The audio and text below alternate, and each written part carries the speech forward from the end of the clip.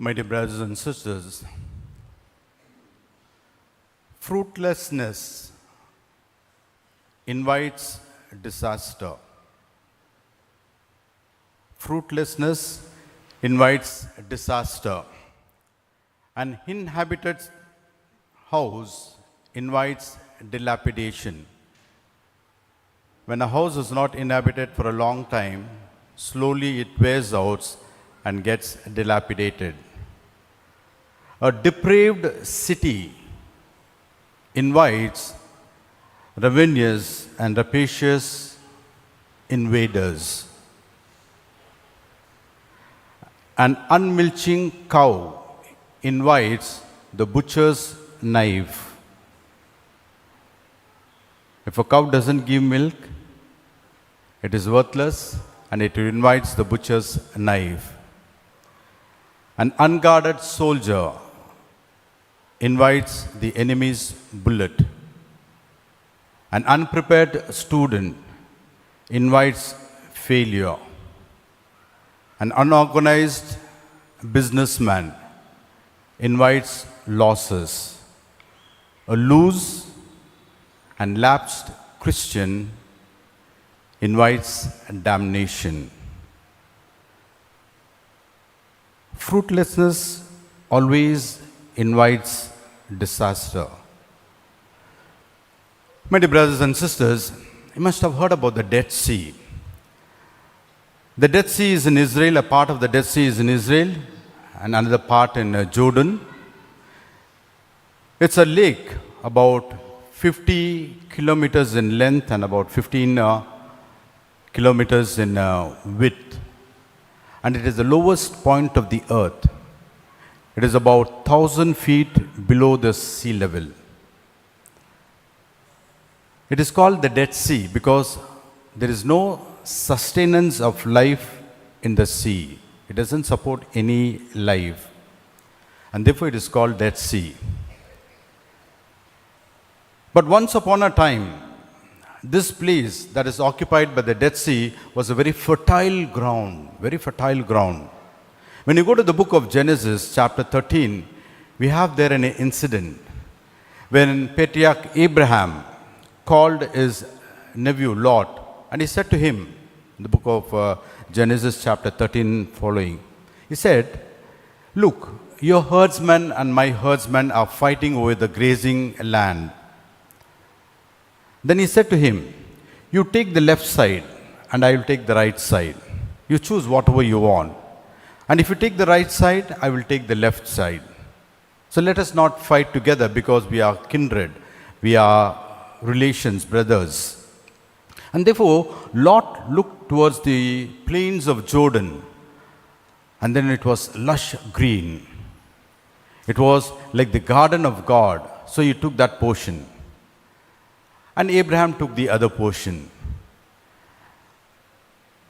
Those cities that the plains and the cities that Lot took were the cities of Sodom and Gomorrah. Sodom and Gomorrah. And later on they became a very depraved city, and it was destroyed by fire and by brimstone. Totally it was burnt away. And slowly that city that was burnt away, a part of that, those two cities became the Dead Sea. And what we find, the place where Dead Sea is the place of Sodom and Gomorrah. Once upon a time, very prosperous plains. It was called as the garden of God. But because of his depravity, it was totally destroyed and annihilated. My dear brothers and sisters, fruitlessness always invites disaster. And this Dead Sea, as I said, does not support any life because the salinity in the Dead Sea is about 34%. 34% of the water in the Dead Sea is salt. In the ocean, it is only 4%. When you go to taste the ocean water, it is 4% salt. But in Dead Sea, it is 34% salt. Therefore, the salt content, the salinity is so high that nothing survives. The only way it gets water is the major source is from the Jordan. And when the water flows into Jordan, it carries some fish. But when it comes to the Dead Sea, all the fishes die. There's no plant life, there's no marine life over there. There's nothing in the Dead Sea, nothing is alive in the Dead Sea. Everything gets killed, it does not sustain life. Another characteristic of the Dead Sea is this, that it receives and receives and receives, but does not flow out.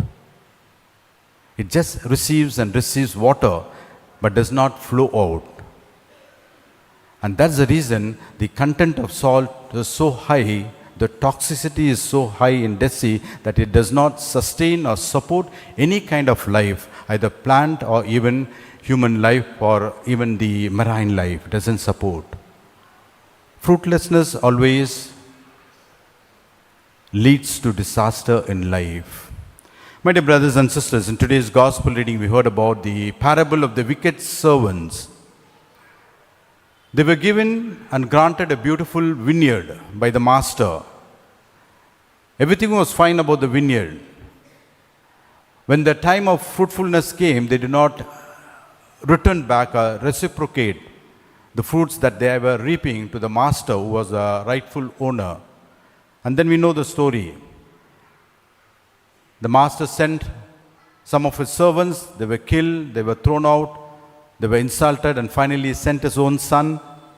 And even the son was killed, thrown out and killed. And the master comes and takes away the vineyard and gives to somebody else. They were fruitless, and therefore disaster descended upon them. Disaster descended upon them. This particular parable that Jesus told is an indictment of the Jewish race. It's an indictment of the Jewish race. The Jews were mere slaves in Egypt. They had no right for their wages. We know that.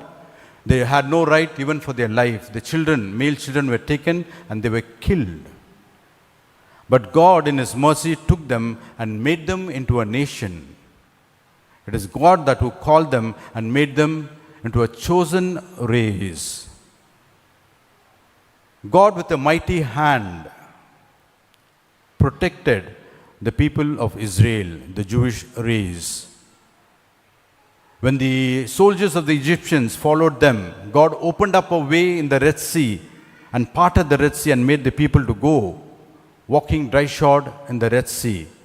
And then He did defeat the mighty Egyptian army that followed them, that pursued them. And God with a very providential hand provided them for 40 years in the wilderness, every day with manna and that quail. He gave them for 40 years, provided them. And then He also protected them from all the wild animals and the poisonous reptiles. These were the benefits that God had given to the people of Israel, though they were nothing but a bunch of slaves before they were liberated. God, with a very caring and concerned heart, gave them a land. They were vagabonds, they were immigrants and slaves, but God provided a beautiful land for them, the land of Canaan, flowing with milk and honey. And God, with a very pastoral heart, provided them with leadership.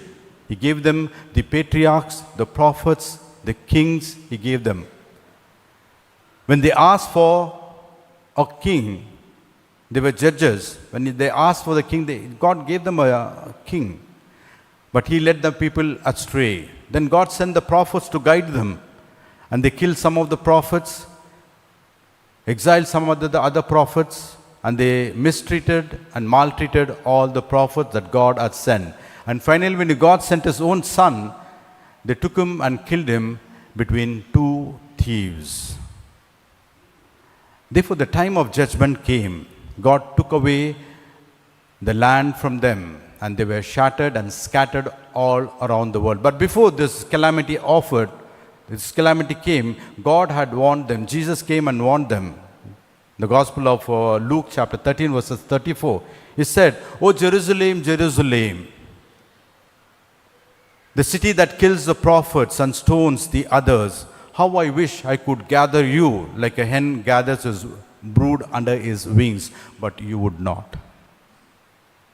Jesus very pathetically appealed to them. But after some time, he also gave a very threatening message to them, and he said, when they were admiring the beautiful temple of Jerusalem, the temple of Jerusalem, that was called as the third temple at the time of Christ, it was the most embellished, the most beautiful building upon the earth.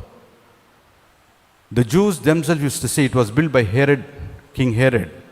He spent a lot of money in rebuilding and refurbishing the temple of Jerusalem because he was not a Jew, he was a half Jew. And therefore, to entice and appeal to the Jews, he spent a lot of money in embellishing this temple of Jerusalem. And even the Jews, who were the enemies of Herod, they used to say, he who has not seen the temple of Jerusalem does not know what beauty is. He who has not seen the temple of Jerusalem does not know what beauty is, they used to say. So beautiful the temple of Jerusalem was. And when the disciples were admiring at the temple of Jerusalem, of Matthew chapter 14 verses 1 to 2, Jesus makes that forbidding and devastating announcement, prophecy, and he says, one stone upon another of this temple shall not remain, he said. And it did happen. Just almost 40 years later, the temple of Jerusalem was torn into pieces. It was totally destroyed. So much so that there was a man, a Roman, who plowed through the city of Jerusalem. He plowed through the city of Jerusalem. Nothing of Jerusalem and even the temple remained. They set fire to the temple in the month of August in the year 70 AD. And when they set fire to the temple of Jerusalem, it was gold coated on the top. And the gold started melting. Many people went to collect the gold and they perished in the fire over there. And finally, the temple of Jerusalem was totally destroyed. Until today, they don't have a temple at all. There is no temple for the Jewish people today. The temple that was destroyed in the 70 AD is still in the state of destruction. And Jesus had prophesied that fruitlessness always invites disaster. And so did the people of Israel. When they became fruitless, they invited disaster. Till today, even yesterday's news you must have heard, the Prime Minister of Israel saying, we are at war. 5,000 missiles from the Gaza Strip were fired on Israel. And therefore now Israel is in war. Even today it's going on. The battle is going on and on. Fruitlessness invites disaster. And so did it invite disaster for the people of Israel. My dear brothers and sisters, coming to our own life, God has blessed us with so many blessings and good things.